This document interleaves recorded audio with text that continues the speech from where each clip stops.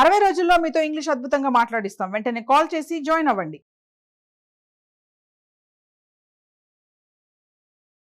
Hello నమస్తే, welcome to Suman TV. ప్రస్తుతం మనతో పాటు స్పీకర్ అండ్ ట్రైనర్ అయిన ఉషా వేమూరి గారు ఉన్నారు. వీరితో ఈరోజు కొన్ని విషయాల గురించి మనం డిస్కస్ చేద్దాం.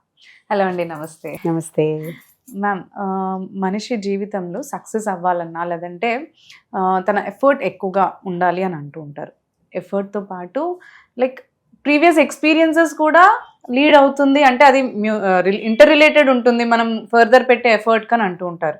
దీనిపైన మీరు ఏం చెప్తారు? చాలా ఇంపార్టెంట్ అది. ఎందుకంటే ఎఫర్ట్ ఒక్కటే ఎప్పుడు మనకి రిజల్ట్స్ ఇవ్వదు. అంటే అనుకున్నంత రిజల్ట్ ఇవ్వదు. సో ఒక టీం ఉన్నారనుకో, మనకి ఎలా ఎప్పుడు ఆ టీంలో కంపోజిషన్ ఎలా ఉంటుంది, ఆర్గనైజేషన్స్లో చూసినా మన ఇంటి దగ్గర చూసినా కూడా పెద్దవాళ్ళు ఉంటే వాళ్ళ ఎక్స్పీరియన్స్ తీసుకుంటాం. ఫిజికల్గా చూస్తే వాళ్ళు మనంత కష్టపడలేరు, కానీ వాళ్ళ ఎక్స్పీరియన్స్ మనకి డబుల్లో 3 రెట్లో ఉంటుంది. సో ఆ ఎక్స్పీరియన్స్ని మ్యాప్ చేసుకుంటూ మనం ఫిజికల్గా చేయగలిగినవి చేసుకుంటూ చిన్నపిల్లలు చేసుకునే వాళ్ళతో కలిపి ఒక టీమ్గా మనందరం సక్సెస్ఫుల్ అవుతాం. అసలు టీమ్ అంటే మీనింగే together everyone will achieve more అని. టీమ్ అంటే TEAM అంటే అందరూ కలిస్తేనే సినర్జీ. అది అంటే 2+2 is not 4. If it is in a team it is always greater than 4. Minimum greater than 4 అని. ఇంకా తర్వాత 4 times 10 times కూడా ఉండొచ్చు. ఒక్కొక్కళ్ళకు ఒక ఆలోచన రావచ్చు. కాబట్టి ఎక్స్పీరియన్స్ అనేది ఎప్పుడు కూడా చాలా ముఖ్యం. ఇది మనం ఊరికనే థియరిటికల్గా చెప్పుకునే కంటే ఒక చిన్న ఇన్స్టెన్స్ చెప్తాను నేను. మేనేజ్మెంట్లో మాకు ఎదురుపడిన ఇన్స్టెన్స్ ఒకటి. ఇది చాలా నాకు ఇంట్రెస్టింగ్గా అనిపించింది, అందుకని చెప్పేసి నేను కోట్ చేస్తున్నాను ఇక్కడ. ఒకసారి ఒక పెద్ద షిప్ తయారు చేసే వీళ్ళకి పెద్ద షిప్స్ ఉంటాయి కదా, దానికి ఒక ప్రాబ్లం ఏదో వచ్చిందట. వచ్చి ఎక్స్పర్ట్స్ అందరినీ పిలిచారు. అది నడవట్లేదు, కదలట్లేదు అసలు ఆ షిప్. దాన్ని రిపేర్ చేయడానికి అని చెప్పేసి పెద్ద వాళ్ళందరూ చాలా ఎక్స్పీరియన్స్డ్ వాళ్ళు వచ్చారు, చూశారు, తెలియట్లేదు ఏమైందో అని చెప్పి అన్నారు, వెళ్ళిపోయింది. చివరికి ఎవరో ఒక ముసలాయన ఉన్నాడు, పెద్ద ఆయన, ఇందులో ఎక్స్పర్ట్ ఈ ఫీల్డ్లో అని తెలుసుకుని ఆయన్ని పిలిచారట. సరే ఆయన వచ్చాడు, పెద్ద బ్యాగ్ అంతా ఆయన టూల్స్ అన్ని తీసుకుని, ఎందుకంటే ఏం అవసరం వస్తుందో తెలియదుగా, ఎందుకంటే టూల్ కిట్ అంతా తీసుకుని వచ్చాడు. సరే వచ్చాడు, వీళ్ళంతా ఏదో చెప్తున్నారు, ఇట్లా అది నడవట్లేదు, ఇది మా కన్సైన్మెంట్ రేపు వెళ్ళాలి, లేకపోతే మళ్ళీ మాకు ప్రాబ్లము కొంచెం, అందుకని ఫిక్స్ చేయాలి తొందరగా ఇది అది. ఓకే అన్నాడు. సరే అంతా చూసుకుని ఏం చేశాడు, టూల్ కిట్లోంచి ఒక చిన్న హ్యామర్, ఒక సుత్తి తీసట. తీసి అలా అంతా కొడుతూ వెళ్ళాడు. అంటే షిప్ మీద అంతా ఎక్కడెక్కడైతే తనకి డౌట్ ఉందో కొడుతూ వెళ్ళాడు. అలా ట్యాప్ చేస్తున్నాడు. ట్యాప్ చేసేసి ఒక దగ్గరికి వచ్చేసరికి ఓకే తెలిసింది అని చెప్పేసి ఏదో ఒక చిన్న దీనిది ఏదో చేశాడు, మూవ్ అయింది. సరే అందరు చాలా హ్యాపీ అయ్యారు. ఓకే థ్యాంక్స్ లాట్ అన్నారు. Okay I will go and send the bill అన్నాడు, వెళ్ళిపోయాడు. తర్వాత ఒక వారం రోజులకి బిల్ పంపించాడు. ఎంత ఉండొచ్చు అని ఎక్స్పెక్ట్ చేస్తున్నారు? తన అక్షరాలు అక్కడ స్పెండ్ చేసిన టైం 2 నిమిషాలు. వీళ్ళు కూడా అలాగే అనుకున్నారు, ఎక్కువ టైమే వీలేదు కదా. బిల్లు చూసి షాక్ తిన్నారు. ₹1,00,000 బిల్ పంపించాట. ₹1,00,000 పంపించేసరికి ఆశ్చర్యపోయారు వీళ్ళు. అమ్మ ఇదేమిటి, అసలు ₹1,00,000 ఏమిటి, అసలు ఏం చేశాడు, ఊరికే హ్యామర్ పెట్టి ఇట్లా అన్నాడు, ఒకటేదో ఇది చేశాడు అంతే కదా, ఏమిటి అంత బిల్లు అవ్వడానికి అసలు ఎందుకు, కారణం ఏమిటి ఇది? సరే ఆయన ఫినాన్స్ ఆయన కొంచెం పెద్ద బుర్ర కాబట్టి ఆయన ఏమన్నాడంటే, మీరు సేల్స్ వాళ్ళు చెప్పింది ఇదంతా కాదు, నాకంతా కూడా పక్కాగా కావాలి, వాల్యూ ఫర్ మనీ, రేపు పొద్దున ఆడిట్స్ అవి అవుతాయి, నాకు తెలియాలి కదా కరెక్ట్గా అది అయిందా లేదా అని బిల్లింగ్. ఒక నోట్ పంపిద్దాము, అసలు బ్రేకప్ ఇమ్మని, అంటే ఆ 1,00,000కి దేనికి చార్జెస్ ఏంటి అనేది అని ఫినాన్స్ ఆయన కొంచెం బుర్ర ఉపయోగించి అన్నాడు. ఓకే నోట్ పంపారు. నోట్ పంపిస్తే ఆయన మళ్ళీ రిప్లై పంపించాడు.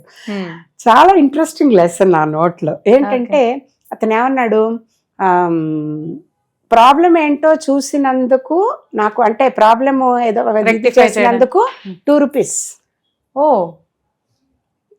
ఎక్కడుంది ఏమిటి జరిగింది అనేది అనలైజ్ చేసిన నా దీనికి నేను చెప్పిన అవుట్కమ్కి ఏమో ₹99,998, టోటల్ 1,00,000 అదేంటి అని పెట్టట. చాలా ఆశ్చర్యపోయారు వీళ్ళు. అంతవరకు జరిగింది. అంటే 1,00,000 పే చేయాలి, తప్పదు, చేశారు. ఇందులో ఏం చెప్తుందంటే ఎఫర్ట్ అండ్ ఎక్స్పీరియన్స్ లో తనకి over a period of 50 or 60 years of his experience tells him that problem ఇక్కడ ఇలా ఉండొచ్చు అనేది. అన్ని తీసి చూసి హడావుడి చేయక్కర్లేదు. ప్రాబ్లం ఎక్కడుందో తన ఎక్స్పీరియన్స్ చెప్పేస్తుంది లైఫ్లో తనకి ఇన్నాళ్ళ నుంచి ఉన్నది ఏంది. అంటే ఏంటి, ఎఫర్ట్ ఏంటి, అంత కష్టపడి చెమటలు తుడుచుకుని అలా చేస్తేనే ఏదైనా ప్రాబ్లం సాల్వ్ అవుతుందని కాదు. బుర్ర పెట్టి దేనికి ఏమి అడ్రస్ చేయాలో ఎలా చేయాలో తెలుసుకోవడమే ఎక్స్పీరియన్స్. ఎగ్జాక్ట్లీ. సో ఇప్పుడు మనం కూడా ఏం తెలుసుకోవాలి దీని నుంచి అని అంటే, ఎఫర్ట్ అండ్ ఎక్స్పీరియన్స్ అని 80-20 రూల్ అని మేనేజ్మెంట్లో ఒక ప్రిన్సిపల్ ఉన్నది.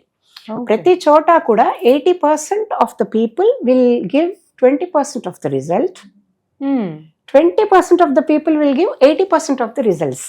సీనియారిటీ కూడా ఈ 80% అంటే వీళ్ళ సీనియారిటీ వీళ్ళకి ఎంత కంట్రిబ్యూట్ చేస్తుంది అని అంటే, మొత్తం ప్రాబ్లంలో 80% వీళ్ళ ఎక్స్పీరియన్స్ వల్ల సాల్వ్ చేస్తున్నారు. సాల్వ్ అయిపోతుంది.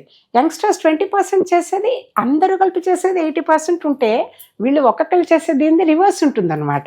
అలాగే నేలకి సంబంధించి కూడా చెప్తారు. ఈ 80-20 ప్రిన్సిపల్లో ఏం చెప్తారంటే, నేలల్లో పండుతున్నవి కూడా మనకి ఎక్స్పెన్సివ్వి, చాలా ఎక్స్పెన్సివ్గా ఉండి కాస్ట్లీవి, ఎక్కువ డబ్బులు ఇచ్చేవి అలా పండే వీటికి 20% నేలే అలాంటివి పండిస్తుంది. 80% నేల ఏం పండిస్తుంది మనకి, రెగ్యులర్గా మనకి దొరికేవి. అలాగే స్కిల్ చూసుకుంటే, స్కిల్ సెట్ ఆర్గనైజేషన్లో 80% మంది మీడియాకర్గా మామూలుగా ఉన్న వాళ్ళు ఉంటారు. వాళ్ళందరూ కలిసి 20% పనే చేస్తారు. 20% మంది ఎక్స్పీరియన్స్డ్ అండ్ వాల్యుబుల్ వీళ్ళు ఉంటారు, చాలా చాలా ఎక్స్పర్ట్స్. వాళ్ళు 80% పని చేస్తారు. అందుకే ఎక్స్పీరియన్స్ కి పే ఎక్కువ ఉంటుంది. జీతాల్లో మనం చూస్తూ ఉంటాం కదా, ఎందుకు వీళ్ళకి ఇంత ఇస్తున్నారు అని. కొన్నిసార్లు కొత్తగా జాయిన్ అయినానికి మిడిల్ మేనేజ్మెంట్ కి సీనియర్ పొజిషన్ లో ఉన్న వాళ్ళకి తేడాలు ఉంటాయి. ఎందుకు అంటే విత్ ఎవ్రీ పాసింగ్ ఇయర్ ఆయన ఎక్స్పీరియన్స్ చాలా మల్టిప్లై అవుతోంది, చాలా నేర్చుకుని ఉంటారు. వాళ్ళ ఎక్స్పీరియన్స్ ముందు అసలు వీళ్ళకి కొత్తగా చేరిన వాళ్ళకి ఏమి తెలియదు. సో ట్రబుల్ షూటింగ్ కానీ, డెసిషన్ మేకింగ్ కానీ, ప్రాబ్లమ్ సాల్వింగ్ కానీ, నెగోసియేషన్ కానీ, ఏదైనా ఒక సిచ్యుయేషన్లో మనకు వచ్చిన ప్రాబ్లమ్స్ అన్నిటిని ఎట్లా అడ్రస్ చేయాలనేది ఎక్స్పీరియన్స్తో తెలుస్తుంది. వాళ్ళు దే బికమ్ గుడ్ లీడర్స్ అనమాట. అది కొత్తగా ఉన్న వీళ్ళకంటే కూడా. ఇప్పుడు మనకి ఎగ్జాంపుల్ చెప్పుకుంటే, సిఈఓల్ని తీసుకున్నా, పొలిటికల్ ఫీల్డ్లో తీసుకున్నా, ఎక్కడైనా ఆర్గనైజేషన్స్లో తీసుకున్నా, ఎక్కడ తీసుకున్నా కూడా, ఇప్పుడు మోడీ గారు ఎగ్జాంపుల్ తీసుకుందాం. ఆయన చీఫ్ మినిస్టర్గా ఉన్నప్పుడు, అసలు ముందు బీజేపీలో ఉన్నప్పుడు, ఏమి పొజిషన్ లేకుండా ఉన్నప్పుడు ఆయన మైండ్ సెట్కి, ఆయన పనిచేసేదానికి, సీఎం అయ్యాక ఆయన పనిచేసేదానికి, పిఎం ఫస్ట్ టైం అయిన దానికి, సెకండ్ టైం అయిన దానికి మళ్ళీ తేడా కనిపిస్తుంది. చాలా అసలు ఎంత ఎక్స్టెంపోర్, ఏదైనా ఒక ప్రాబ్లం ఉంటే దాన్ని హోలిస్టిక్గా అన్ని వైపులు డిస్కస్ చేయడం, చూడగలగడం, తర్వాత దానికి ఎట్లా చేయాలో అట్లాంటివి కరెక్ట్గా చెప్పగలగడం అనేది ఎట్లా వస్తుంది, ఎక్స్పీరియన్స్. ఎగ్జాక్ట్లీ. అలాగే సిఈఓలకు కూడా, కంపెనీలు పెట్టిన వాళ్ళకి స్టార్టప్స్ పెట్టినప్పుడు పడుతూ ఉంటారు, లేస్తూ ఉంటారు, ఎన్నో ప్రాబ్లమ్స్తో కష్టపడతారు. పోను వాళ్ళు తెలుసుకుంటారు. తెలుసుకుని ఎక్స్పీరియన్స్తో వాళ్ళకి చూడంగానే దీని సొల్యూషన్ ఇది అని తెలిసిపోతుంది అనమాట. అది ఎఫర్ట్కి ఎక్స్పీరియన్స్కి ఉన్న తేడా. ఎఫర్ట్ కంటే experience plays major role. It has a major role to play. Thank you so much.